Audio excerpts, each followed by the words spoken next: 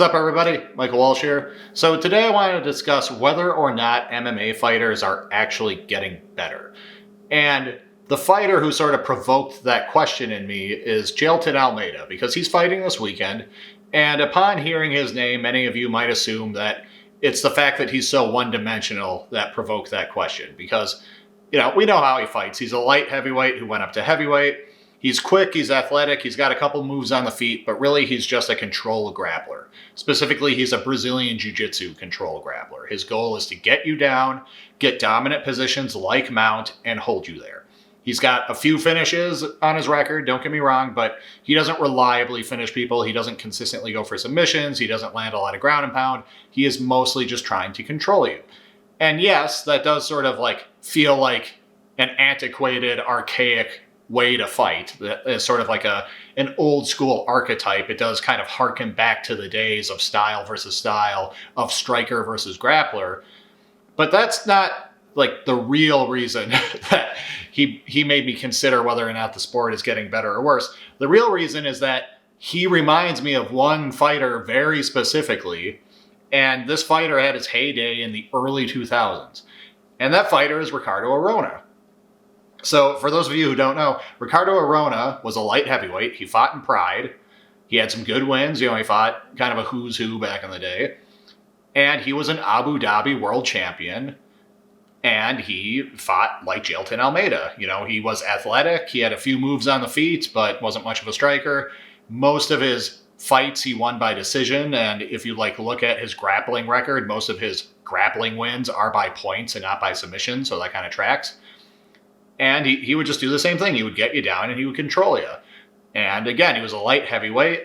And a big part of me wonders, if we just resurrected a prime Ricardo Arona and just threw him into the heavyweight division of the UFC right now, would he just do as well as Jailton Almeida? Would he maybe even do better?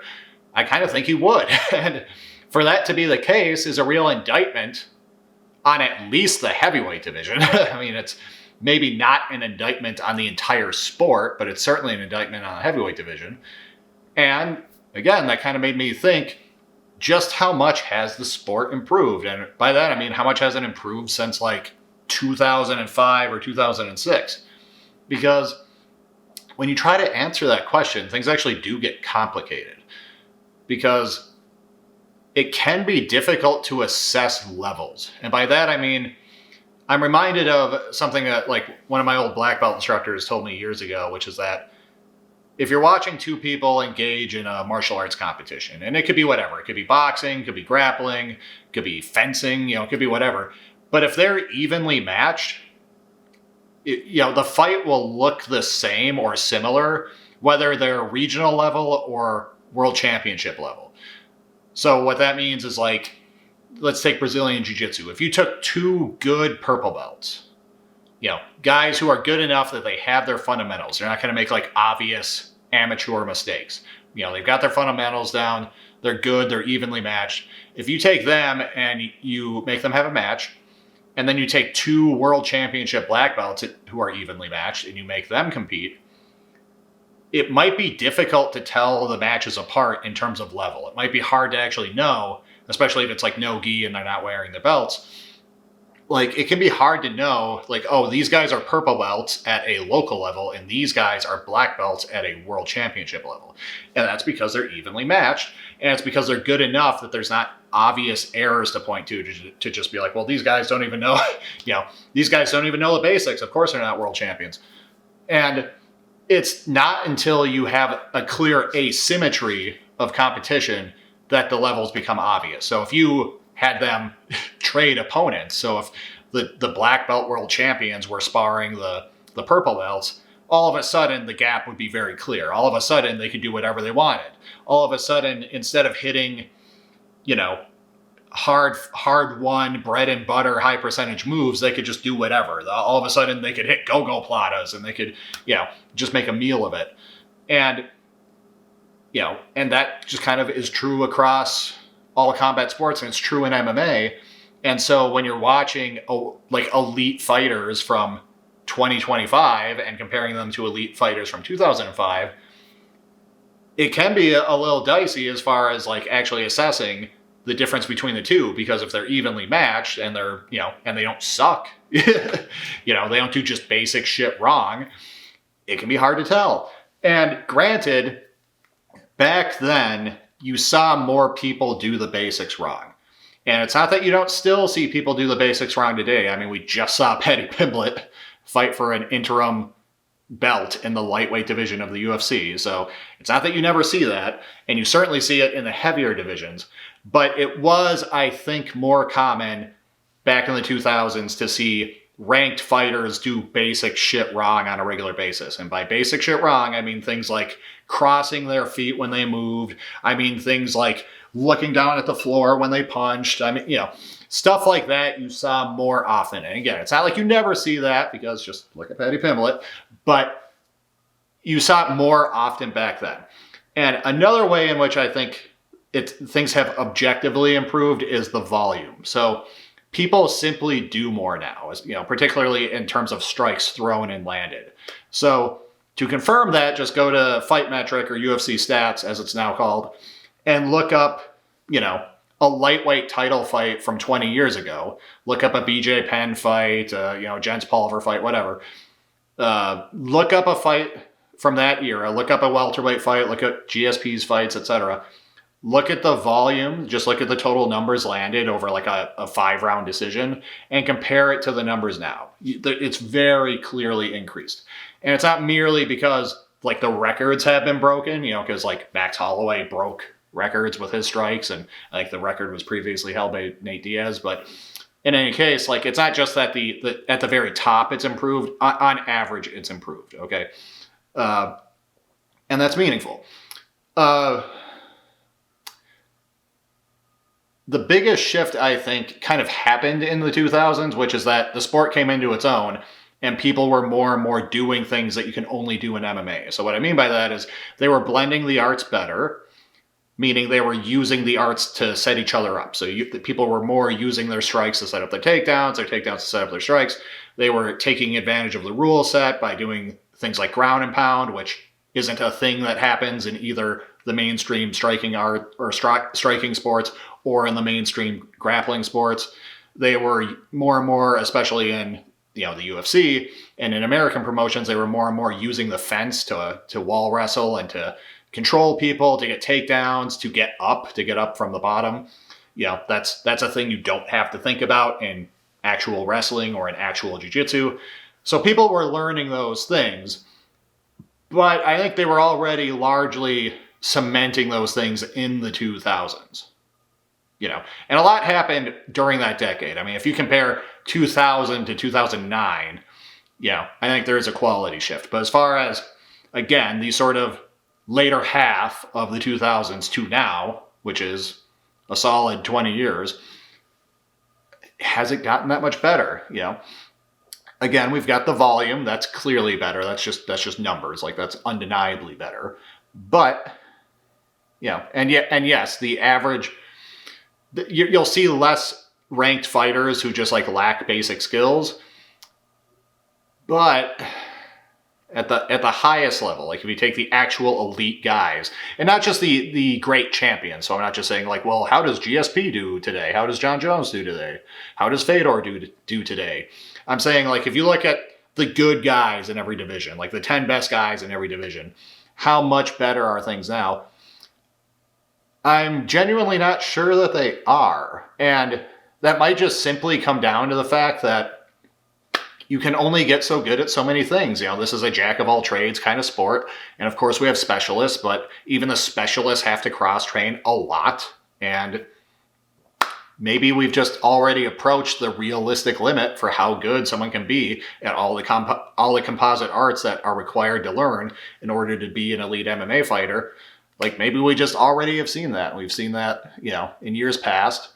And yes, you can point to certain things. Like, you could say BJ Penn, like, barely threw kicks. And it's like, yeah, but even there, that, like, I don't think that's because he only trained boxing. I think he just didn't like throwing kicks. Is that different than Ilia Topuria never kicking above the waist and being one of the pound for pound best fighters in the world right now? Are those two things really that different?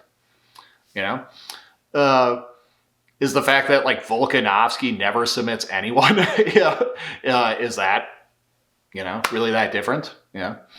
Because we had, well-rounded people, it's almost memed on to point to this guy as like the platonic ideal of a well-rounded fighter, but we had guys like Gegard Mousasi. Gegard Mousasi is a well-rounded fighter, not as well-rounded as some people made him out to be, but I mean, just look at his fights. They speak for themselves as far as what an all-terrain dude he was and how he would be willing to just do the basic shit that we kind of assumed MMA fighters would evolve into doing, which is wrestle the strikers and strike the wrestlers. Fighters today actually are a lot more narrow, I think, in their preferences and in their approaches. And that's not even necessarily criticism, but it is true. I think, back in the day, we assumed everyone would evolve into this sort of, well-rounded guy who's equally good at everything, who's sort of a brown belt in everything. And if they fought anyone who didn't fit that mold, they would just do the thing they're bad at. So if they fought a striker, they would just take him down. If they fought a grappler, they would just stuff the takedowns and stay on the feet and beat him there. And we kind of assumed that's where it was all going, and it hasn't really. Like, we have all-rounders, and yes, everyone's training everything, so like everyone's an all-rounder to a degree. But nevertheless, the lion's share of fighters today, I would argue, are not specialists in the extreme sense, in the sense that like Khabib was a specialist, but they have clear preferences and they don't change their approach that much fight to fight, opponent to opponent. So again, like, is this better than it was 20 years ago? I don't know. Because some of it is just shifts in the meta. And by that, I mean, there's certain things that get focused on over other things because that's just how the game shifts. And, it's just like any sport or any game. There's sort of what's considered the best practices at the moment, and everyone either tries to get good at those things or tries to find an exploit that takes advantage of some weakness that predominant game has. But that doesn't mean it's actually getting better. It can just mean it's shifting around, because that can rotate to a point where what is best practices now is actually something that was just best practices years ago in the past, but it's best practices now because it takes advantage of something that was best practices a season ago. It's not unlike, I don't even play these games, but like, I understand that like in card games like Magic the Gathering or Yu-Gi-Oh or something like that, you can have that where like, the meta will shift and cards that haven't been used in years, that are old cards, will make a resurgence because all of a sudden there's some exploit that card offers that like solves a problem that the current mainstream approach is putting forward. Again, that's not improvement, that's just change. It's sort of neutral as a value. It's just sort of like what's happening now. And so it makes this a very murky question, especially when we can't actually put it to the test by having these people fight each other. It's not like we have a time machine. It's not like we can just resurrect the top 10 in every division from 2008 and bring them into the current UFC and have them fight everybody. We can't do that. And I feel like as well, we're seeing a lot of fighters like extend their primes.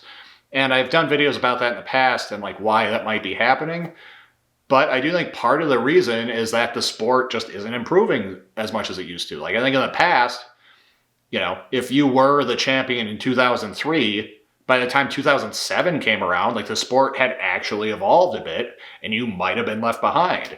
Whereas now, like if you're champion in 2020 and 2023 rolls around, like, has the sport actually gotten that much better? Like, are you actually left behind or are you not?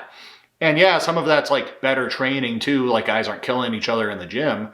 But even there, like people in sports in general, people make it out like nutrition science and sports science are just like constantly improving. They're not. They're barely sciences at all, frankly. And they certainly haven't improved virtually at all, to put it bluntly, in the last several decades. So Like, that doesn't explain anything. Like, just being less stupid, like just not killing yourself with hard sparring and stuff like that. Yeah, that's improved in this sport specifically. It's not like boxers didn't already know that. It's not like Muay Thai fighters didn't already know that. But in this sport, that's improved. But that's not sports science. That's just knowing how to train. So again, like, once you kind of get obvious stuff like that out of the way, it's like, is it actually better? You know? Because there's certain things that I see now. Like, I did a whole video in the lead up to the Paddy fight where I was kind of talking about jiu-jitsu and MMA and how no one has a fucking guard anymore. Like, I don't think that's merely a function of, like, the guard not working. I think that's a function of people not doing it. And that's because of the meta. It's because people more and more realize that top position is what matters, whether it's because of ground and pound, whether it's just because it's short rounds, so it's just, you know, hard to submit anyone in 5 minutes off your back, et cetera, et cetera. Like, the sport itself, you know, has sort of shifted towards a strategy that doesn't emphasize the guard. But, like, does that mean that in the future we'll see guard players make a resurgence because there will be a tipping point where it's like everyone's guards, or everyone, like, has just, everyone has so little experience in the guard that, like, you can catch people.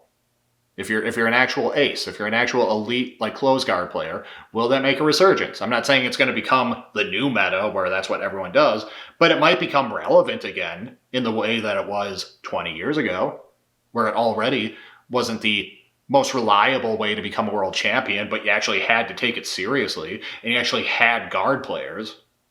And by guard players, I don't just mean, like, Crone Gracie types who would, like, flop on their back and shit, but I just meant guys who had an actual guard game, who, for whom it was actually dangerous to go into their fucking guards. Like, that's almost non-existent in the UFC these days. You know? So is that better? I'm not trying to go the other extreme and say, oh, it's worse, everything's worse now.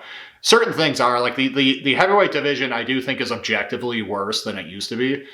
And I might make a video about that in the future. But I think if you compare, like, the top 15 at heavyweight right now to the top 15 from previous eras, like the Fedor era, like the Kane and JDS era, I do think it's worse now. But on the whole, I don't think the sport is worse. But is it better? Inconclusive. You know, I don't want to, like, I'm sort of agnostic. I don't actually have, like, a clear, no, it hasn't improved, or no, like, it clearly is better. Again, I think certain specific things are objectively better, like guys' primes are getting a little better. You know, the volume is higher, but as far as the elite guys, has the sport improved in the last 20 years or so, or maybe more like 18 years, but nevertheless, since the late 2000s, has it really improved? I'm not convinced that it has.